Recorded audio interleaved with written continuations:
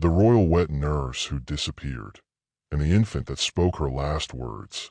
The story begins in the 18th century, at a time when royal births were not just private events, but political necessities. When a queen gave birth, the infant's survival wasn't just a matter of joy. It was destiny, legacy, power. But not all royal infants were born strong. In 1743, deep within the forgotten reaches of Windenhall Palace, a royal heir was born, small, quiet, and dangerously frail. The queen had suffered through a long and complicated labor, and the child would not take to her milk. The court physicians feared the worst, so they summoned a wet nurse, a woman from the countryside with a strange and storied reputation. Her name was Elspeth Ward. She wasn't the first choice, nor the second, but when the others refused, citing the child's odd silence and the chill that lingered in the nursery, the queen had no choice. Elspeth arrived not through the grand gates, but by carriage under cover of night. No one saw who brought her. No one signed her in. She simply appeared. Descriptions of her vary. Some say she was in her 30s. Others swear she looked far older, hollow-cheeked, with tired, sunken eyes and a voice barely above a whisper.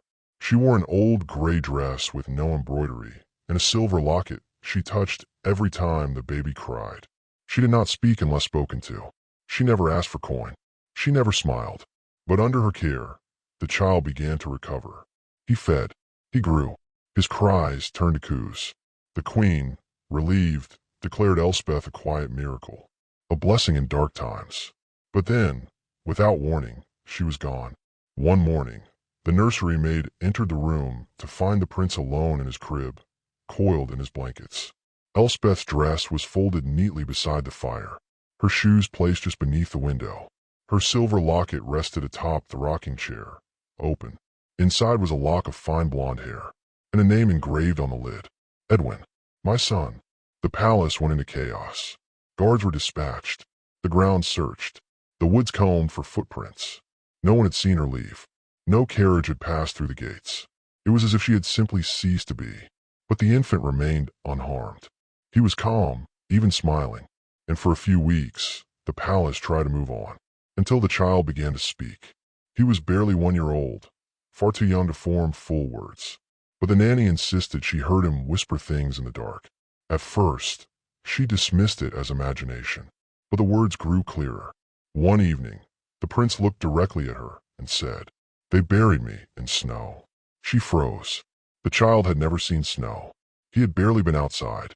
But over the following nights, he said more, always in whispers, always with eyes unfocused, as though remembering something that didn't belong to him. They never found the bones. The woods are quiet when you stop breathing. She told me to take her place.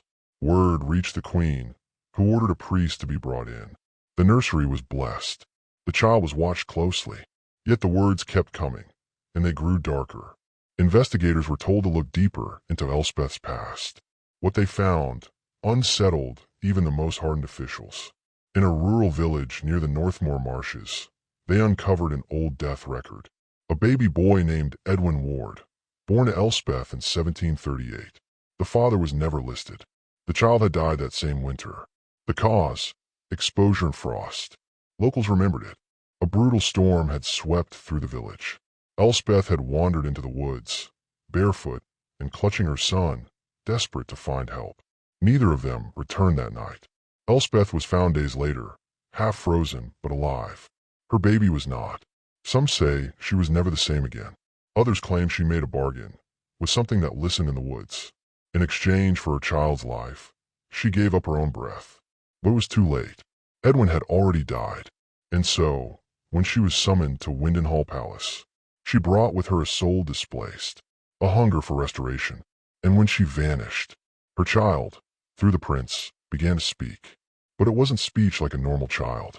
It was memory. It was haunting. It was possession. By age 3, the prince stopped saying the strange phrases. But his dreams were never peaceful. He would wake screaming, clawing at his blankets, saying things no child could invent. She kissed me goodbye under the snow. I was so cold I couldn't cry. She said, "Take my name. Be born again." The court eventually locked away all records of Elspeth Ward. Her name was erased from royal accounts. The silver locket was ordered melted down and recast into coins distributed as church offerings. But nothing could erase what had been heard, what had been spoken, what had been remembered. The question remains, if the prince survived because of Elspeth's sacrifice, then who, or what, was truly raised in the royal nursery? And if the locket marked Edwyn was all that was left of the wet nurse's past, why did the boy, at age 5, carve the same name into the walls of his chamber? Over and over again, Edwyn was cold. Edwyn was cold. Edwyn was cold. The palace tried to keep it quiet, but rumors trickled out. Servants whispered of strange, flickering lights near the nursery, of frost forming on the inside of the window panes in midsummer. Some even claimed to hear the sound of a woman singing lullabies when the room was empty. The song, they said, had no words, just humming, low, slow, mournful, and always coming from behind the prince's cradle. The child himself was unusual. He laughed when he was alone, stared too long at doorways, and once, during a formal audience, he turned to his mother and said, "You're not my mother." She had straw in her hair. He was 3 years old. The queen fainted. Several years later, after a fire damaged part of the east wing, a small crawl space behind the nursery wall was uncovered. Inside it was a bundle of Elspeth's belongings. Not much, just a shawl, a wooden comb, a torn ribbon, and a tiny leather-bound journal. Most of the pages were stained or illegible, but a few entries remained. He doesn't cry when he's hungry. He only cries when I dream of Edwyn. It's working. I can feel my breath inside him. He doesn't know yet, but he will, if they knew what I gave up to bring him back. My Edwyn is warm now. That's all that matters. These entries, brief as they were, shook the court historians to their core. Some interpreted them as the ramblings of a grieving mother, detached from reality. Others believed they were confessions of a forbidden ritual, a transference, a swapping of life between two infants across time and breath, via ancient rites no longer spoken aloud. But if that were true, then who had truly lived? The royal heir, or Edwyn? As the boy grew older, his health remained strong, but his demeanor grew distant, cold. He rarely played with other children. He avoided mirrors. He would go hours without blinking, eyes fixed on the snow falling outside his window, even when there was no snow at all. He hated warmth, refused fires in his room, and once, when a court physician insisted on bundling him in heavy robes, he whispered, "Don't cover me. She's still in the air. She watches me breathe." By the time he turned 8, the nickname began to spread. The Ice Prince, not for his temperament, but for his temperature. He was always cold to the touch. Even his heartbeat, doctors noted, was unnaturally slow, like that of someone in deep hibernation. The royal family downplayed all of this. They claimed he was healthy, curious, gifted, but the servants knew better. Some refused to enter his chamber after dark. One made claim to have seen the reflection of a woman in the nursery mirror, standing over his bed, humming. Her eyes were hollow, her lips cracked, and her breath was visible in the glass. It was Elspeth. A few daring scholars, years later, attempted to piece together the deeper history. They turned to forbidden texts, archived in the undercroft of the abbey, books that spoke of milk rites and soul feeding, of the dry mothers, women who offered not just nourishment, but life force itself, in exchange for something else, something unnatural. In one such text, dated to 1491, an entry read, "A wet nurse may offer her child's spirit to rebind another, but in doing so, she becomes the cradle, and he, the revenant." The scholars argued that Elspeth had bound her dead child's essence to the royal heir, not fully possessing him, but haunting him from within. On the prince's 9th birthday, an event occurred that is still stricken from official record. He had refused a party, refused guests. Instead, he sat silently before a single candle. When asked to make a wish, he said, "I want to go back." The queen, confused, asked, "Back where?" He looked at her and replied, "To the snow." That night, he vanished from his bed.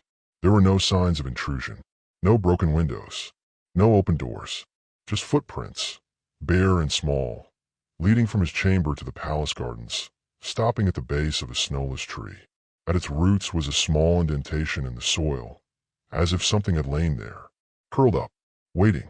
He was found the next morning in the nursery. Perfectly fine, but different, quieter, paler. And when he opened his eyes, he asked, "Who is Edwyn?" The Queen wept, because it was the first time in years he hadn't called himself by that name. The incident on the prince's 9th birthday became known, quietly, as the reversal. From that night onward, the child no longer muttered the strange things he'd once said. He no longer whispered in the voice of another, and he no longer referred to cold, snow, or Edwyn. But this sudden change raised a terrifying question. Had something left him? Or had something fully taken hold? In the weeks that followed, his tutors reported a strange new brilliance. He seemed to remember lessons he'd never been taught. He knew languages no one had exposed him to, fragments of Old Norse, dead Welsh dialects, even chants resembling pre-Christian rites. He no longer feared the fire, but he stared into it for hours, silent. And once, in front of a startled scribe, he said, "Fire is louder than snow. That's why I needed it." He said he had no memory of saying the name Edwyn. When pressed, he denied ever knowing the word. But his handwriting told a different story.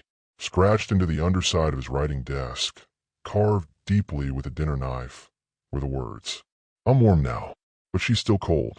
3 years later, on the 12th anniversary of the prince's birth, a violent storm unearthed several graves in the Windenhall chapel yard.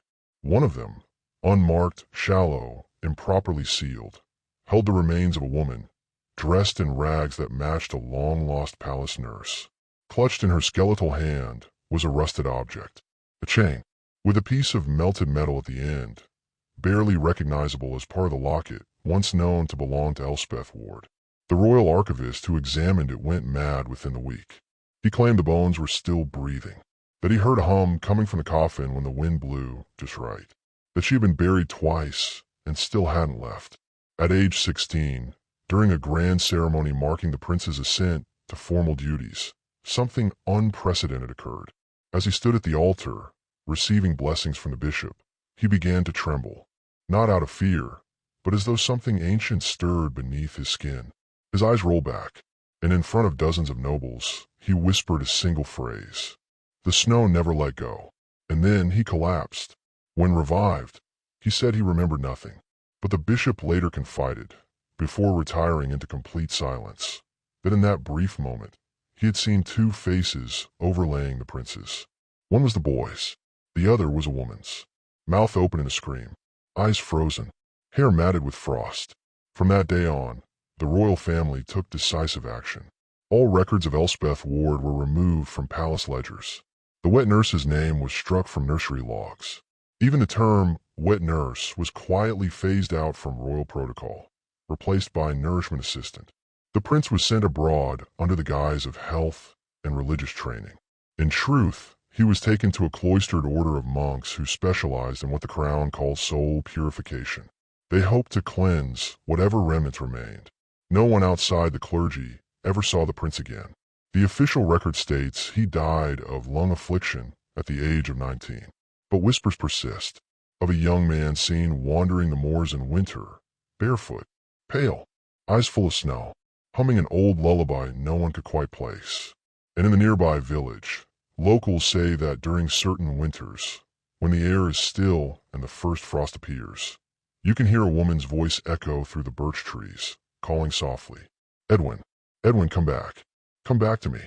Nearly 2 centuries after the events at Windenhall, in 1965, a royal historian named Margaret Elwyn was granted restricted access to the sealed archives beneath the old palace library. Her research focused on unusual disappearances and suppressed records from the Georgian era. She discovered something curious, a blank ledger dated from the very decade of the prince's birth, bound in calfskin with no title. Every page had been wiped clean with lime solution, except one.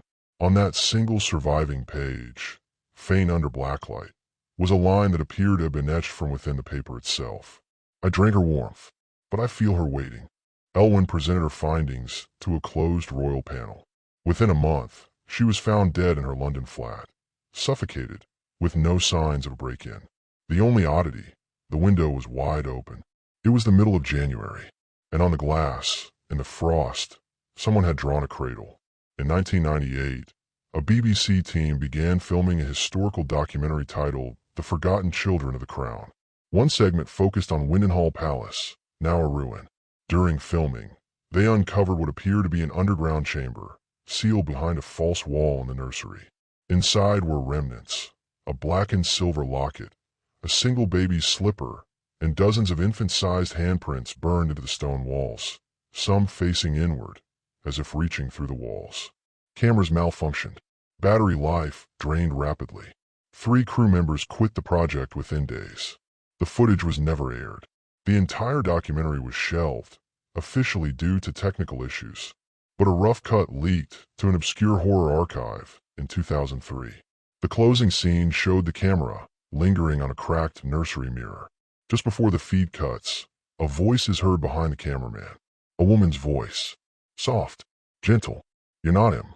In 2017, a private genealogical firm contracted to trace hereditary illnesses in European royal bloodlines, flagged something strange in one specific lineage, the descendants of Prince Aurelian, the child born at Windenhall. According to the firm's internal report, all male heirs in that branch exhibited identical metabolic anomalies, slowed heart rates, chronic hypothermia, reduced body temperature, and severe intolerance to heat. Even stranger, in isolated EEG scans of male children under 5, there were spikes of dual brainwave activity, as if 2 consciousnesses were faintly present during sleep. The firm was silenced with legal action. Their research vanished. But the whistleblower, a lab assistant named Clara Dove, posted a single cryptic message before disappearing. The prince was never alone in his skin, and now the second one wants out. A group of folklorists, investigating ghost legends in eastern England, found a peculiar recurring tale in villages around Windenhall. Every decade, on the coldest night of winter, someone would leave a cradle filled with ash and bone at the palace gates. Locals claimed it was a ritual offering to keep her asleep. They called it the winter nursery. Some claimed that if no cradle was left, children in the village would fall ill. Cold, breathless, silent. But the most terrifying story came from a woman who said her son survived such an illness, but was never the same. He stopped calling me mother. He started singing lullabies I never taught him. And once, when he hugged me, he whispered, "You're warmer than she was." She smelled like frost. Modern paranormal theorists have come to believe that Elspeth Ward didn't just save the royal heir. She created a living relic, a vessel not for possession, but resonance. A human child used as a resonance chamber for a soul that would not pass on. A haunting that grew with the host. Some say Edwyn was never fully inside the prince. Some say he still exists, in fragments, spread like frost through bloodlines, waiting for the right conditions to reawaken. A cold enough child, a breathless moment, an heir born in winter. The question remains, was Elspeth Ward a grieving mother, a witch, a saint, or something worse? Because every now and then, when the air is just right, someone hears the voice of a child in places no child should be. And the voice always says the same thing. I'm not cold anymore. The royal family moves swiftly to suppress all evidence of the haunting. The prince, now in his teens, is sent away to a remote monastery for spiritual restoration. But whispers continue. Something is still wrong, still fractured. A storm unearths an unmarked grave on the palace grounds, the twisted remains of a woman clutching a melted locket. When her bones are finally burned, the prince collapses for 3 days, and when he wakes, he remembers both lives. The palace believed they had buried the scandal, that the name Elspeth Ward would fade from memory, and with it, the curse. But the dead do not rest when their love goes unanswered, and Elspeth's love was desperate. In the 3rd winter after the prince was sent away, a violent frost tore through the eastern garden. Trees split open, stone cracked, and at the base of the old nursery wall, something rose from the earth. A small, skeletal arm, clutching rusted silver. A body was exhumed. It was her. She had been buried outside the consecrated grounds, illegally, hidden by the royal chaplain. Her locket still clenched in her hand. Though blackened and half-melted, the engraving was clear. Edwyn, my son. The burning of the body. To finally break the bond, the order of monks decided to burn her bones. The night the fire was lit, across the sea, the prince fell into a catatonic state. He did not wake for 3 days. When he finally opened his eyes, he whispered, "She left me behind again." He said nothing else for a full week. The dual memory. When he finally spoke, it was not as a child or a prince, but as something between. He began recalling moments from two lives. The quiet woods of Northmoor, where Edwyn had once lived. The cradle at Windenhall Palace. His mother's cracked lips whispering, "Take my breath. Be warm again." The feeling of drowning in milk and waking up in someone else's body. The monks recorded every word. And then, the prince asked for a shovel. He said there was one more burial needed. The final burial. Late one night, under heavy snowfall, the young man returned to the gardens of Windenhall. He stood beneath the same birch tree where Elspeth had once stood. And there, he dug. When he finished, he placed something inside, a white bundle. A second cradle, made of linen and ash. Inside it, the melted locket, his own childhood slipper, and a lock of his own hair. He whispered only 3 words before covering it with earth. "Let me go." What happened after? The prince never returned to court. The official record claims he died of lung affliction. But villagers near the abbey tell a different story. They say a pale young man still walks the winter fields, singing softly under his breath. They say he never aged, that he's not dead, but unfinished. And sometimes, when the snow falls just right, you can hear 2 voices in the wind. A child's, "I'm warm now," and a woman's. That's all that matters. She wasn't just a wet nurse. She was a mother, desperate to save what little warmth remained in her arms. And in doing so, she gave her breath to a child who was not her own, and made him something no one could name. In life, she vanished. In death, she spoke through him. The royal wet nurse who disappeared, and the infant who spoke her last words.